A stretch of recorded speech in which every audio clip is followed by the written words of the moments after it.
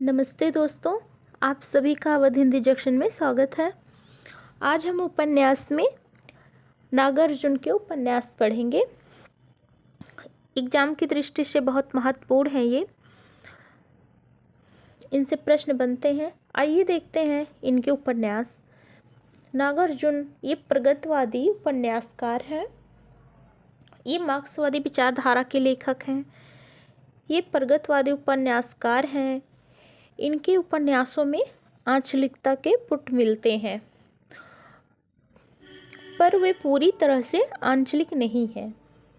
नागार्जुन मूलतः कवि हैं, पर आर्थिक आवश्यकताओं के लिए उपन्यास लिखे। ये फणीश्वर नाथ रेणु की तरह इनके उपन्यासों के नायक अंचल नहीं है, इसलिए उसे आंचलिक उपन्यास कहना औचित्यपूर्ण नहीं है। इनके प्रमुख उपन्यास हैं रतिनाथ की चाची 1948 ईस्वी।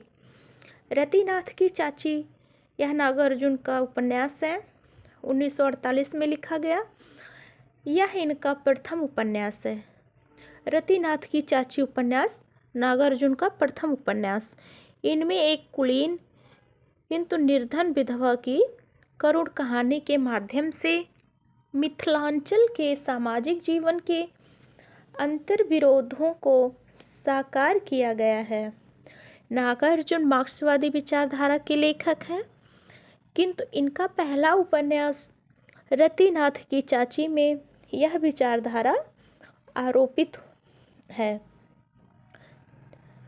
चाची की व्यथा कथा कहते हुए चाची को कम्युनिस्ट बनाना और रूस की विजय के सपने दिखाना उपन्यास के रूपात्मक उपन्यास पर चमकीली पन्नियाँ चिपकाना है। इस उपन्यास में विधवा समस्या का वर्णन है। रतिनाथ की चाची में विधवा समस्या का वर्णन है और नागार्जुन का यह पहला उपन्यास रहा। अगला है बलचनामा 1952 ईस्वी। यह किसान मजदूर समस्या का उपन्यास है। यह इनका सबसे महत्वपूर्ण उपन्यास है। बलचनामा किसान मजदूर समस्या का उपन्यास है और यह इनका सबसे महत्वपूर्ण उपन्यास है नागार्जुन का। इनमें परिश्रमी तथा ईमानदार किसान को अन्याय और अत्याचार के विरुद्ध संघर्ष करता हुआ दिखाया गया है। बलचनामा की कथा वहाँ से शुरू होती है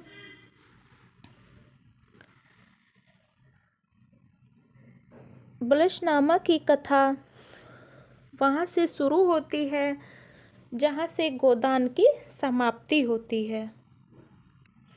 गोदान में होरी खेतीहर से मजदूर बन जाता है और बलचनामा एक प्रकार से मजदूर ही है, जो 2 आने प्रति मास के हिसाब से जमींदार के यहाँ भैंस चराने का कार्य करता है। उसका 10 बिस्वा खेत जमींदार ले लेता है। फूल बाबू के संपर्क में आने और पटना जाने पर उसकी वर्ग चेतना जागृत होती है और बलचनामा लंबे शोषण का शिकार है। नागार्जुन का अगला उपन्यास है नई पौध 1953 ईस्वी। इसमें असंगत विवाह की समस्या को केंद्र में रखकर जर्जर सामाजिक मान्यताओं का विरोध किया गया है। इसमें अनमेल विवाह समस्या का वर्णन है। अनमेल विवाह का समस्या नई पौध में है। नागार्जुन के उपन्यास में बाबा बटेश्वर नाथ 1954 ईस्वी। इसमें किसान व मजदूर की समस्या का वर्णन है।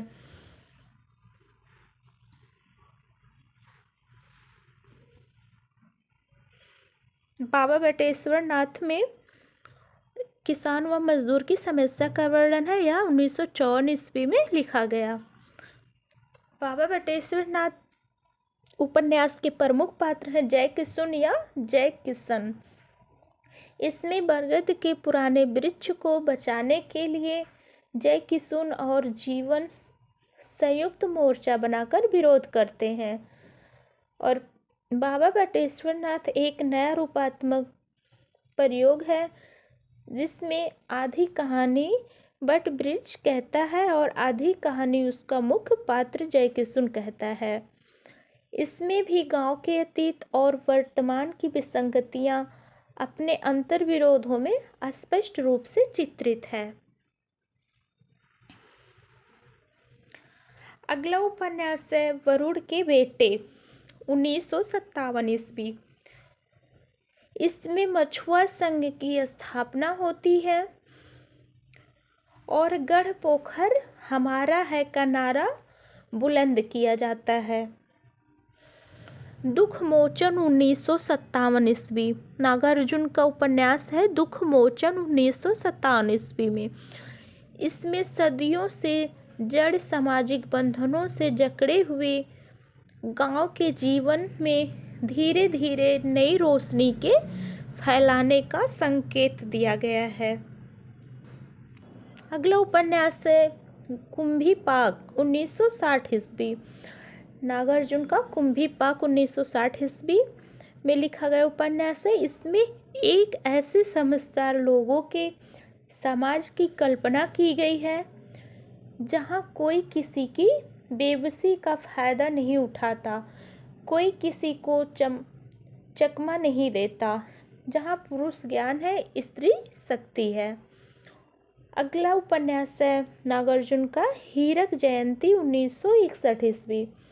हीरक जयंती इसका दूसरा नाम अभिनंदन है और इसमें आज की भ्रष्ट नीति की बखिया उखेड़ी गई है हीरक जयंती में। और अगला उपन्यास उग्रतारा 1963 ईस्वी में लिखा गया।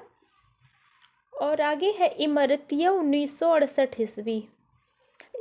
इसमें बिहार के उत्तरी भूभाग में जमींदारों और व्यापारियों के द्वारा तस्करी की सुविधाओं के लिए स्थापित जमनिया मठ में होने वाले भ्रष्टाचार का पर्दाफाश किया गया है। तो यह किस उपन्यास में? तो इमरतिया उपन्यास, यह भी इम्पोर्टेंट है। जमनिया के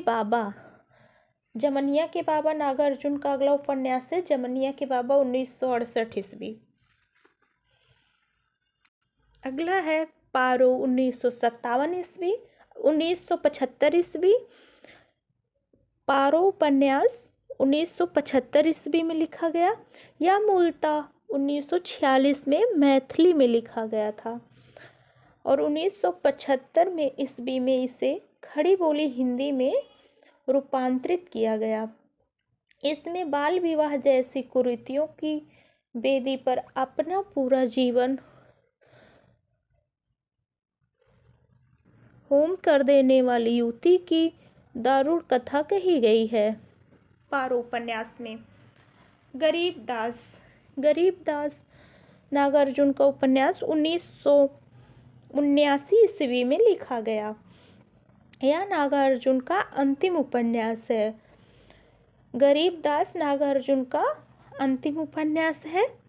इसमें गरीब दास की व्यथा कथा के बहाने स्वतंत्र भारत के ग्रामीण जीवन के सामाजिक आर्थिक अंतर्विरोधों को उजागर किया गया है। और एक उपन्यास है चेहरे नए पुराने, यह भी उपन्यास नागार्जुन का है। नागार्जुन का पहला उपन्यास रतिनाथ की चाची और अंतिम उपन्यास गरीब दास 1979 ईस्वी। इस प्रकार से हमने नागार्जुन के सभी उपन्यास के बारे में पढ़ा। दोस्तों, वीडियो अच्छी लगी तो चैनल को सब्सक्राइब करें, लाइक करें, शेयर करें। धन्यवाद।